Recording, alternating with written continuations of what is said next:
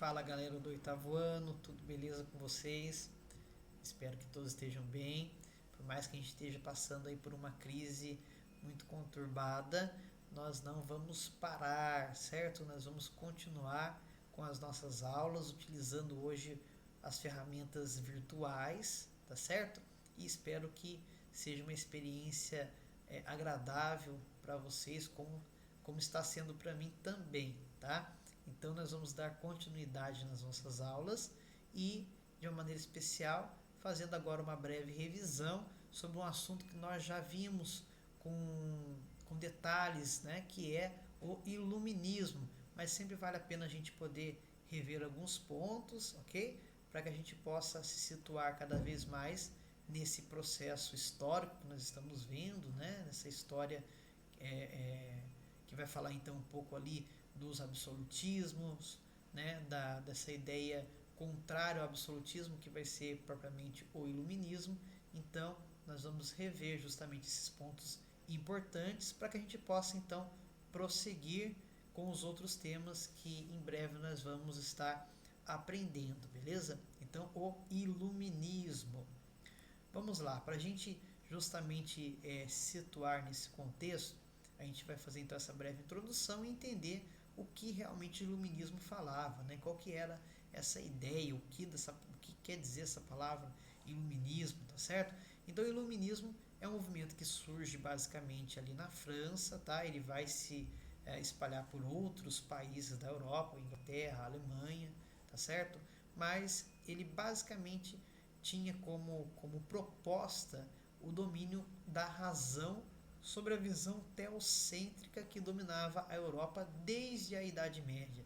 Ou seja, o iluminismo então ele propunha um novo pensamento, uma nova prática de sociedade, uma nova política econômica, ok? Ele trabalhava em várias instâncias da vida humana, contrariando aquilo que existia até o momento, até a época, né?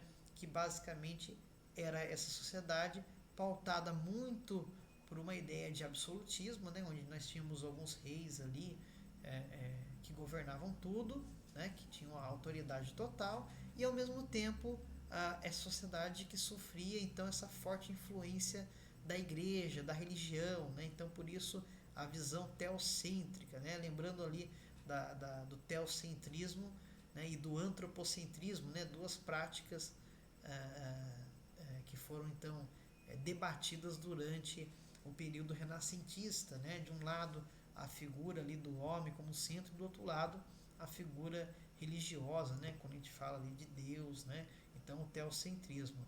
Então o iluminismo ele basicamente ele vem como essa proposta para alterar essa dinâmica social, beleza?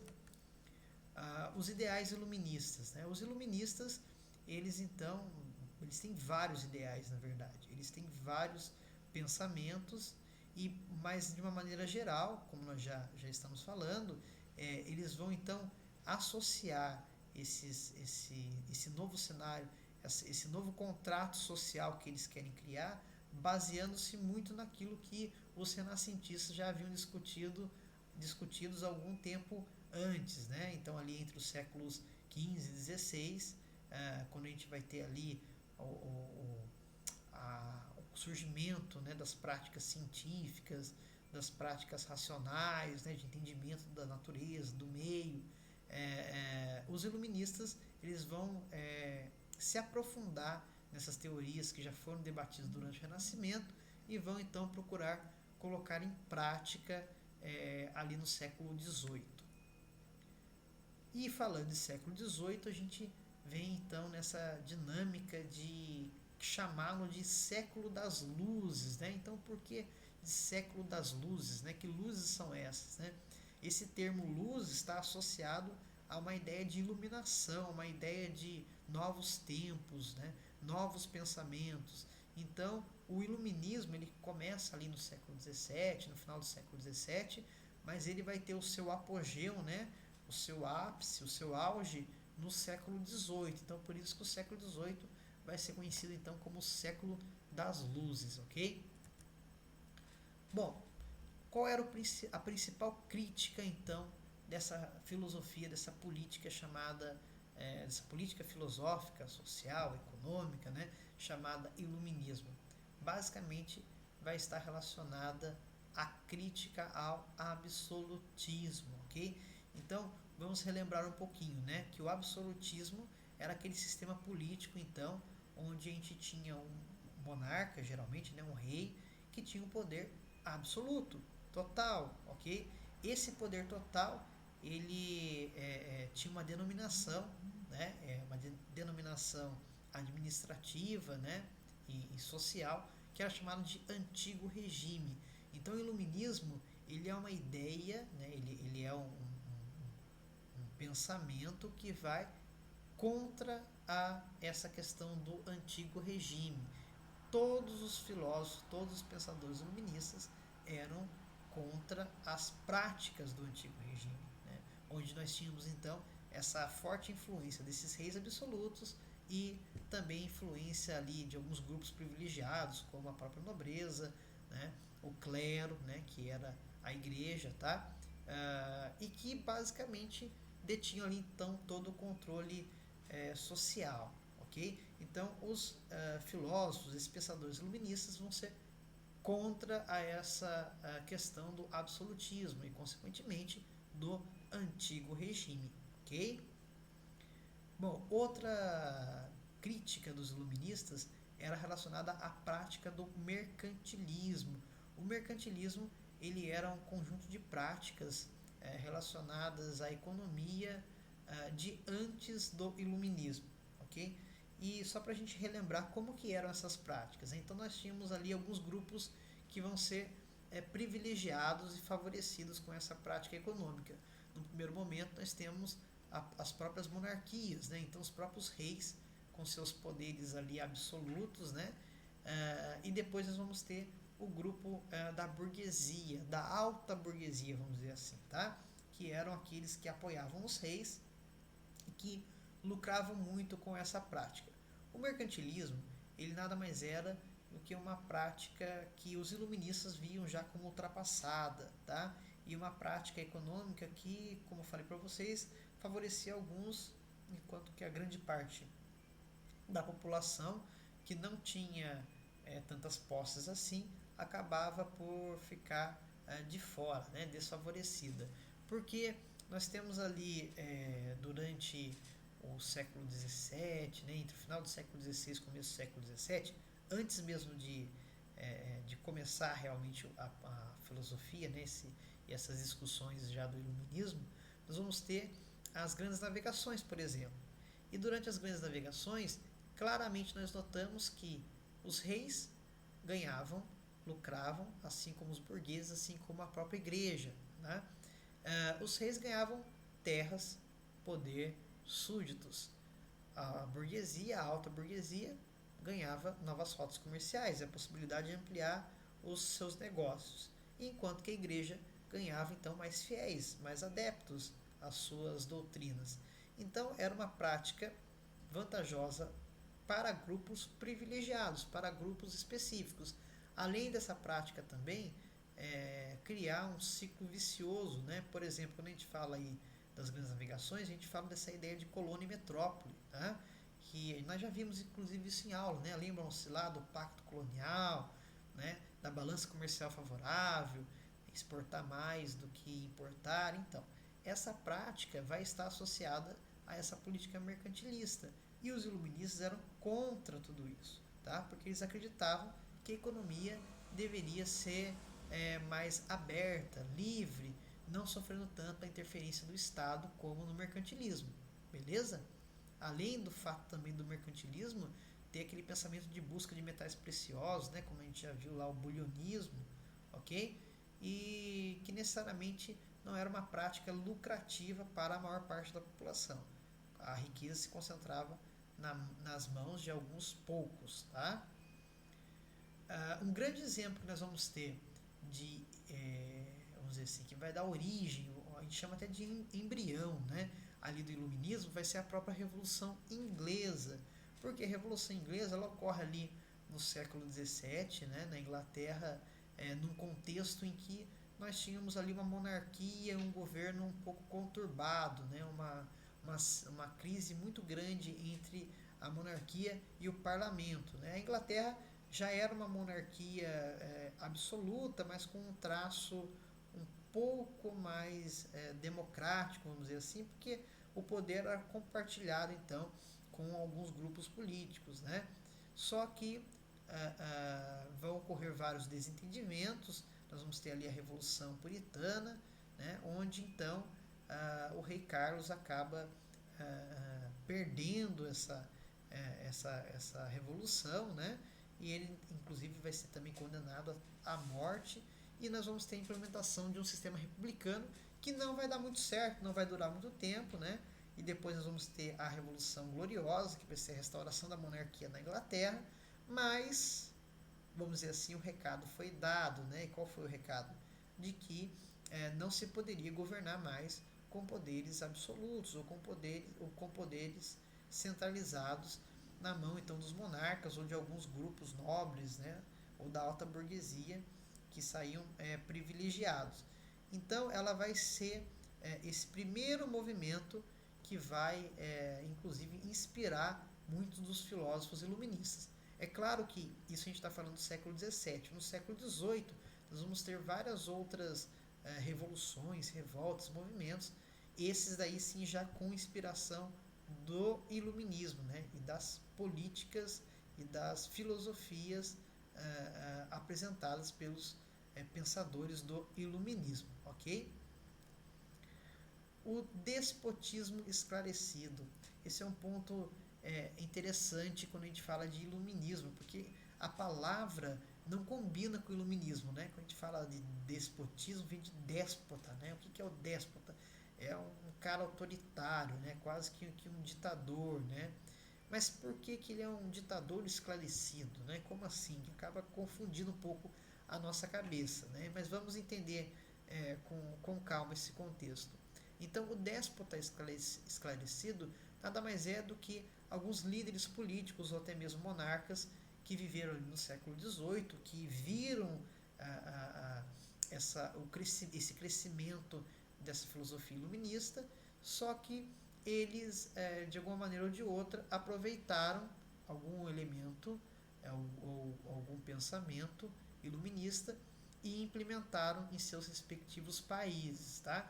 Então, assim, eram líderes políticos ou monarcas absolutistas, porém, que tiveram alguma sensibilidade para algum determinado aspecto da filosofia iluminista. Fosse uma questão social, fosse uma questão política ou questões de ordem econômica, tá? Então, aqui eu trouxe para vocês a imagem do Frederico II da Prússia, né, que foi um grande monarca, que era absolutista, porém, de alguma maneira ou de outra, ele aproveitava, né, de alguma política, de alguma filosofia iluminista e colocou em prática no seu país. Em Portugal a gente vai ter, por exemplo, o Marquês de Pombal, né, que foi um grande estadista político de Portugal, né, no reinado do rei Dom José, e ele era considerado um déspota esclarecido porque ele fez profundas mudanças políticas, administrativas, econômicas e até mesmo educacionais em Portugal que acabaram por afetar o Brasil, né, no contexto de que na época nós éramos uma colônia de Portugal.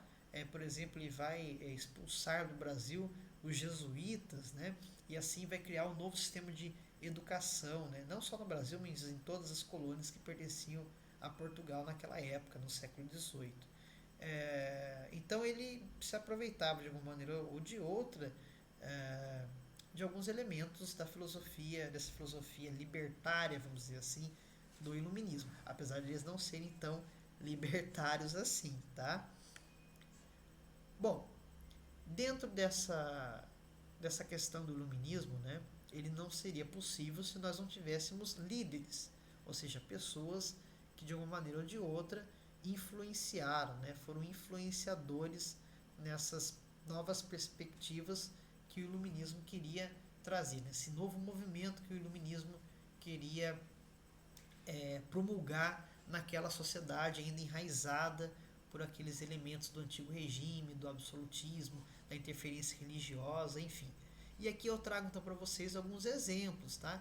É claro que nós temos muitos outros, né? Mas aqui nós temos Descartes, Rousseau, Montesquieu, Voltaire, John Locke, Adam Smith, Immanuel Kant e tantos outros que não estão aqui, mas que nós já vimos, tá? E também está no nosso material. Eu não vou explicitar muitos exemplos aqui específicos, porque eu gostaria que vocês pudessem olhar novamente no nosso material, olhar novamente nas nossas outras aulas revisionais, e lá a gente pode perceber então qual foi a influência que cada um deles acabou por colaborar então no pensamento iluminista, tá? Cada um teve ali uma característica. Alguns queriam alterar a lógica social, outros queriam alterar as dimensões de sociedade com relação à religião, por exemplo, outros queriam trazer características mais da ciência, né, do cientificismo, e outros queriam, por exemplo, trabalhar mais a questão econômica, como é o caso do Adam Smith, né, que foi um grande intelectual nesse contexto da economia, né? Inclusive ele vai ser ali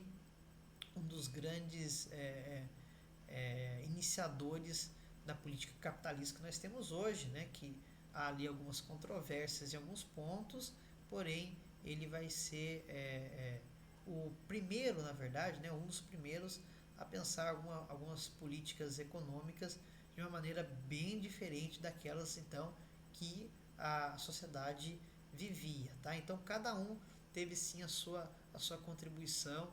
Quando a gente fala, por exemplo, de Montesquieu e Voltaire, nós vamos ter ali a formação desse novo pacto social, dessa nova forma de sociedade, de ideias igualitárias, de ideias de que todos os homens nasciam iguais, que não poderia ter essa distinção de privilégios.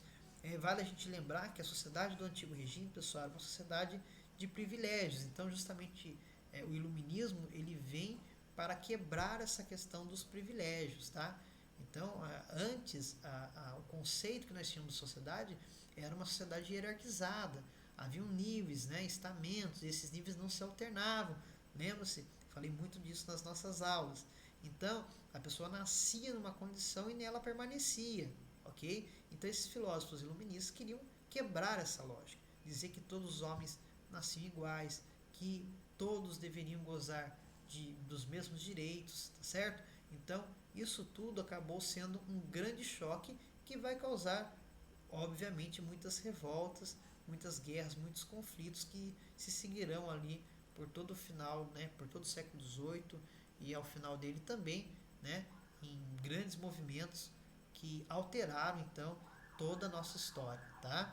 E que obviamente nós sentimos até hoje, tá certo? Mas é um assunto que a gente vai ainda chegar nele em breve, tá?